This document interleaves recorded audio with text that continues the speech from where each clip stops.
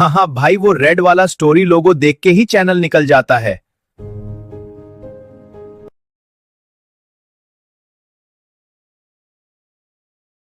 से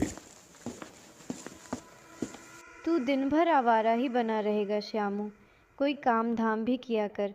सारा दिन खाट तोड़ता रहता है। काम की बात तू कर रही है? अबे सुबह से 4 किलो लकड़ी काट के लाया हूँ जंगल से। के आया या पेड़ से लटक कर झूला झूल के आया, भगवान ही जाने। मुझे तो लगता है तू दिन भर भोला के साथ वो पीपल के पास बैठा रहता है। श्यामू को ये सुनकर गुस्सा आ जाता है और वो उठ के खड़ा हो जाता है और गुस्से से मुन्नी को बोलता है।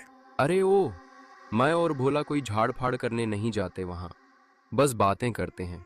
और वो पीपल, हाँ, तू मानती है क्या वो कहानी कि वहाँ कोई औरत रहती है? मैं नहीं, पर दादी ज़रूर मानती थी।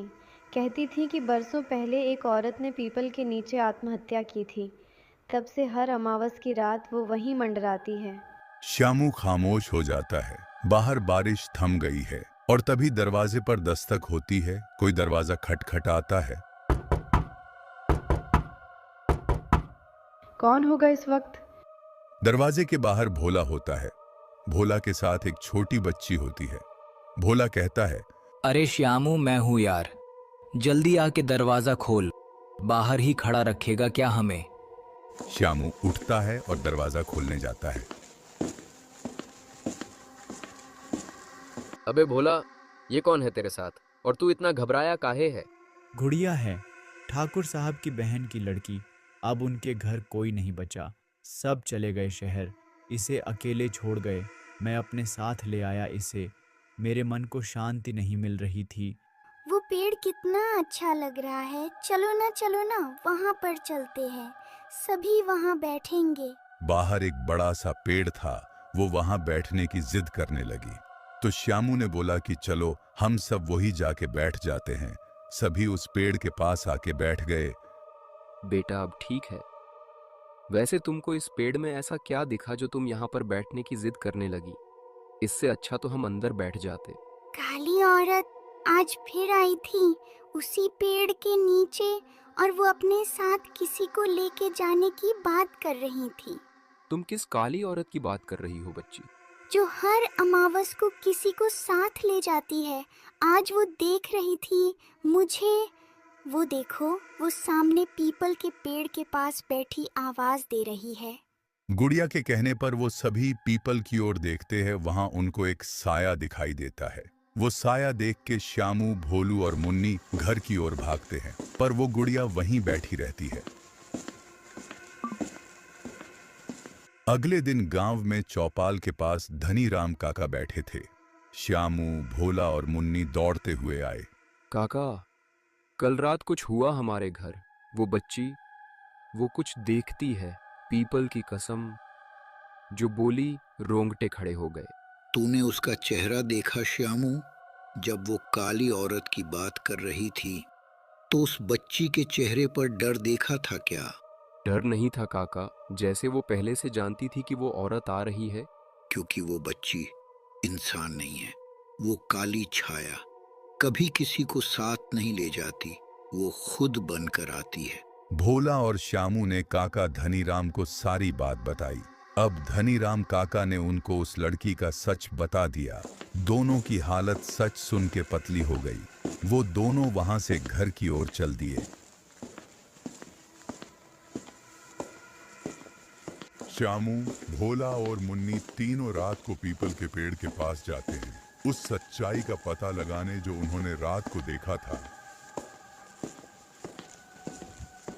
हम लोग ये जो करने जा रहे हैं ना, ये इतना आसान नहीं है। धनीराम काका की बातों ने तो मेरे होश उड़ा दिए थे। मैं आज भी यकीन नहीं कर पा रहा कि वो लड़की असल में कोई आत्मा है। जब तक हमने वो सब खुद नहीं देखा था तब तक मैं भी हंसी उड़ाता था। लेकिन उस रात जो मैंने देखा, जिस तरह वो हमें देख रही थी, मेरी रूह तक कांप गई थी। अगर अब भी पीछे हटे तो सारी जिंदगी डरते ही रहेंगे। तुम दोनों को शायद याद नहीं, उसने उस रात कुछ कहा भी था। उसकी आवाज़ जैसे कोई दूर से रो रहा हो। वो सिर्फ दिखी नहीं थी, वो कुछ कहना चाह रही थी। सच कहूं तो मेरी हिम्मत जवाब दे रही है। पर मुझे ये भी लग रहा है कि अगर हमने उसकी बात नहीं सुनी तो शायद वो बार बार सामने आती रहेगी। काका ने कहा था कि उसकी आत्मा को मुक्ति चाहिए। उसकी कहानी अधूरी है। अगर हम उसका सच नहीं जान पाए तो ये साया हमेशा हमारे पीछे रहेगा। तब चलो, बिना कुछ बोले बस चलते रहो, लेकिन अगर कुछ भी अजीब हुआ तो एक दूसरे का हाथ मत छोड़ना। वे धीरे धीरे पीपल के पेड़ की ओर बढ़ते हैं। कुछ देर तक कोई आवाज नहीं आती।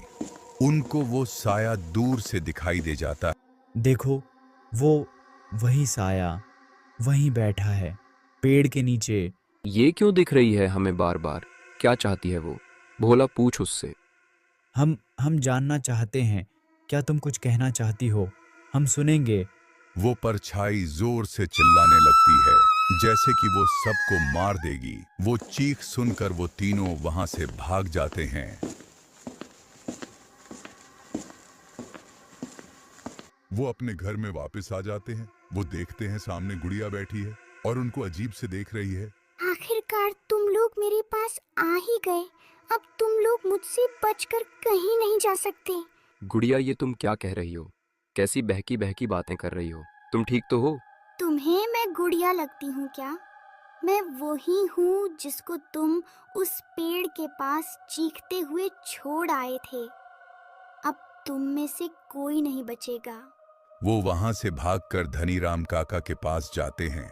धनीराम काका उन लोगों को श्मशान में ले जाते हैं, जहां उसकी औरत की लाश को जलाने की बजाय कोने में दफना दिया गया था। काका, काका, वो गुड़िया को कुछ हो गया है। वो बहकी बहकी बातें कर रही है। हमें बोल रही है अब हम नहीं बचेंगे। हमने तो उसको कुछ बोला भी नहीं। वो गुड़िया नहीं है, अब गुड़िया के शरीर में उसकी आत्मा बात कर रही है, जो बदले की भावना में भटक रही है। काका, बदला किस बात का? हमने तो कोई गलती नहीं की, तो वो कौन सी बात का बदला हमसे लेगी? काका, हम क्या करें? आप ही हमें बचा सकते हैं। तुम्हें उसे उस जगह ले जाना होगा जहां वो मरी थी। पीपल के नीचे का कुआं, वहीं उसका अंतिम संस्कार अधूरा रह गया था। वो अब तक अधूरी जलती रही है। तभी पीछे से गुड़िया आ जाती है और बोलती है, तुम मुझे यहाँ लाने की बात कर रहे थे। तुम्हारी इतनी हिम्मत, अब तुम में से कोई यहाँ से आज जिंदा वापस नहीं जा पाएगा। तुम इन बच्चों के पीछे क्यों पड़ी हो? क्या चाहिए तुमको? मुझे बताओ, मैं तुम्हारी मदद करूंगा। उसके बदले में तुम इन बच्चों को कोई नुकसान नहीं पहुंचाओगी। मुझे वो ठाकुर चाहिए जिसने मेरी ये हालत की थी और मेरा चेहरा, मेरी पहचान जला दी।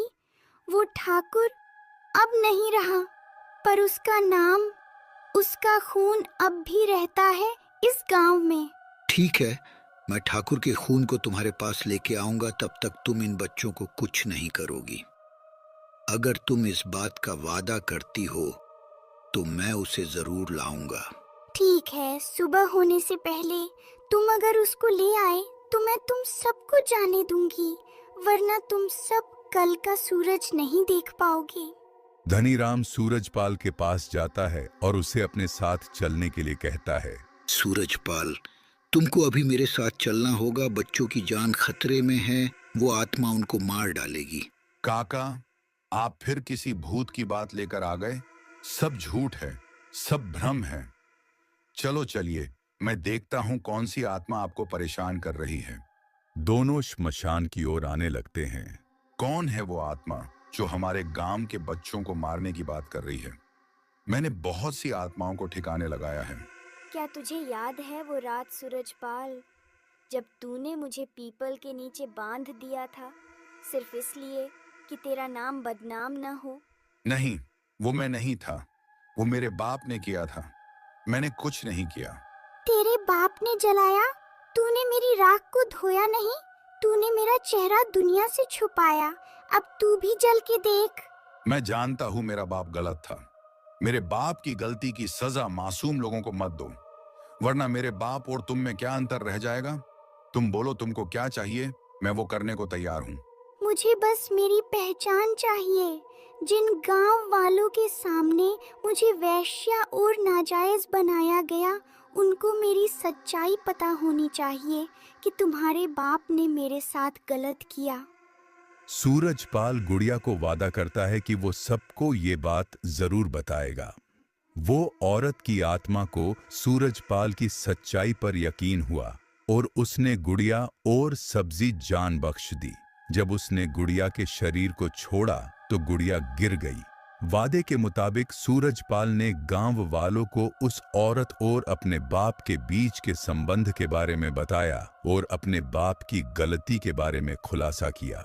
फिर कभी उस गांव में उस आत्मा की वजह से किसी को परेशानी नहीं हुई, मानो उस आत्मा को मुक्ति मिल गई।